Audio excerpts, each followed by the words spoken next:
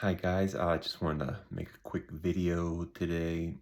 So last week was my last week on my chemogliostine. So I'm very excited about that. But yeah, it's still kicking my butt, unfortunately. I've had some really good days lately, but uh, it's still like the cold flashes, the hot flashes, the uh, you know, getting goosebumps all the time and just feeling like just like hell and lethargic. But I've been powering through, working out, trying everything I can. I just uh, trying to ignore it and just get on with my life. But today's especially bad.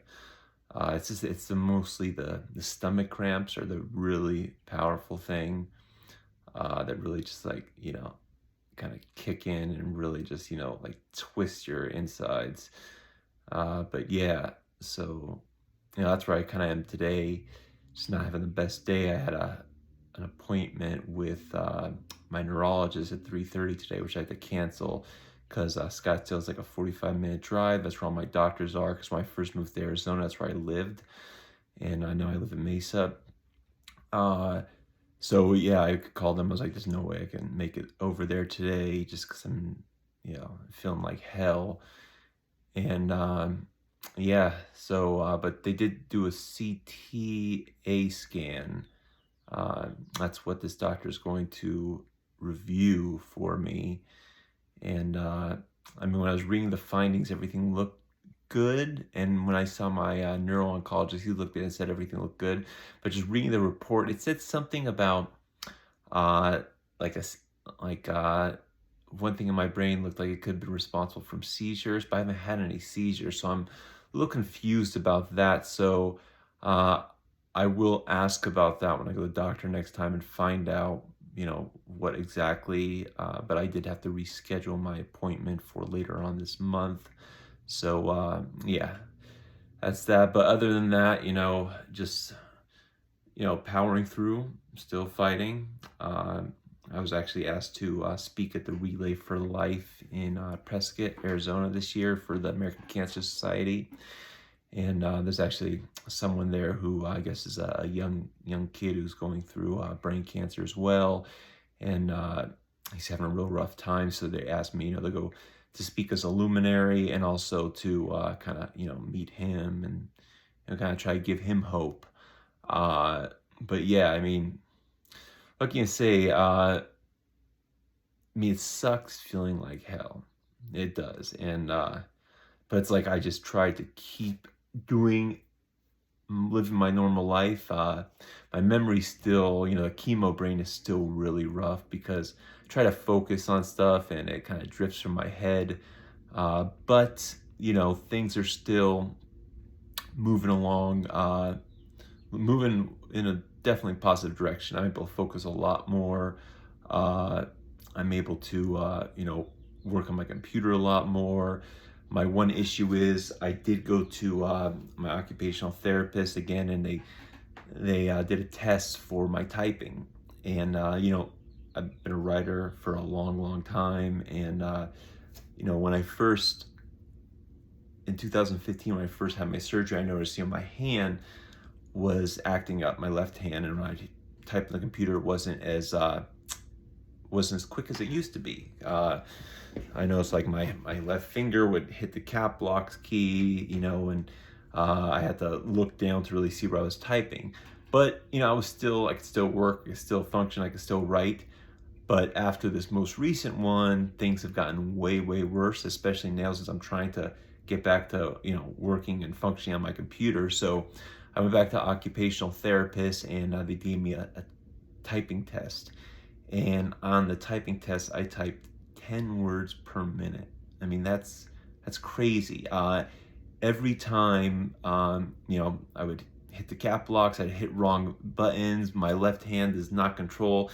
Like, he looked at it and he said that my right hand, is good, but my left hand, if I do not look down and watch and hunt and peck, it's not usable. So I do have to speak to a computer now. So I'm going to be learning that. The only thing that sucks with that is I have to order a software because it's not covered by insurance or anything.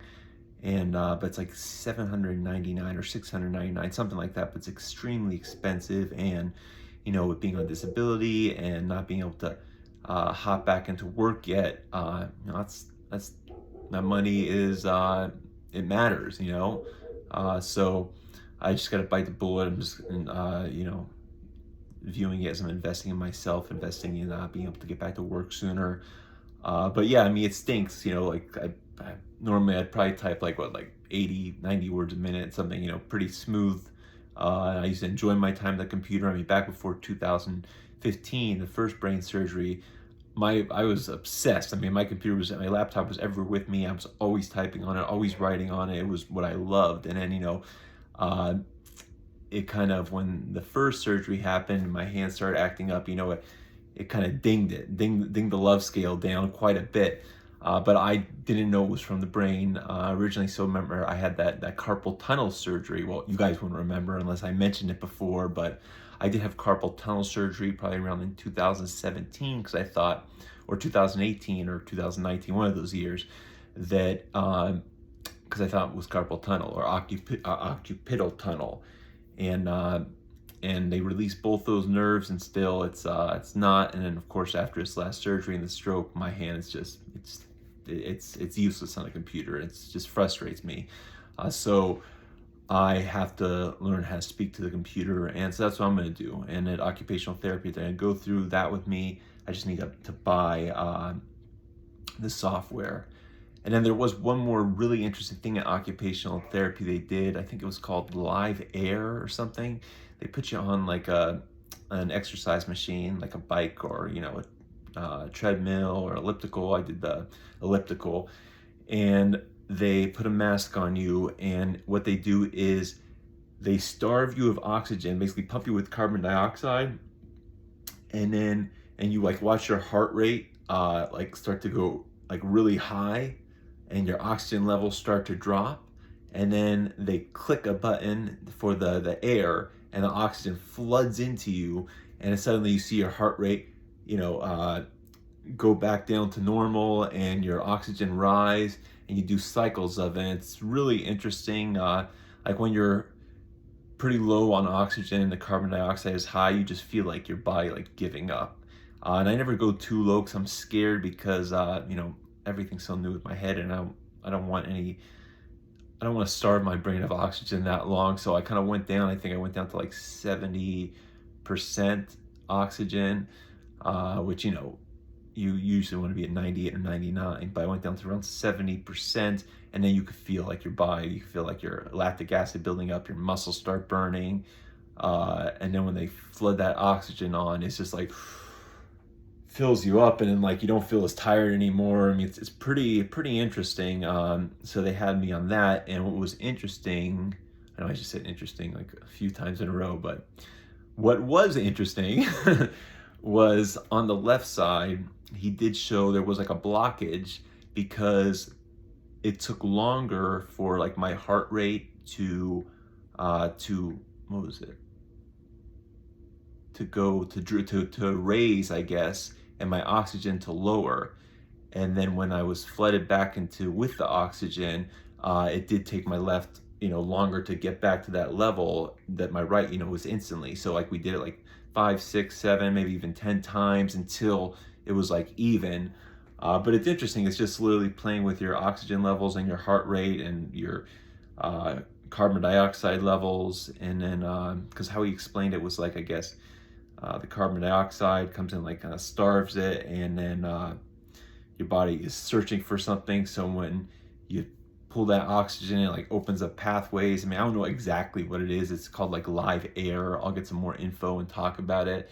But yeah, it's really interesting. So, but yeah, I'm going to keep it short. Again, I'm not feeling that well today, so I'm just going to, wrap it up here. But thanks, guys. I'll be back, and yeah, keep up the fight. Bye-bye.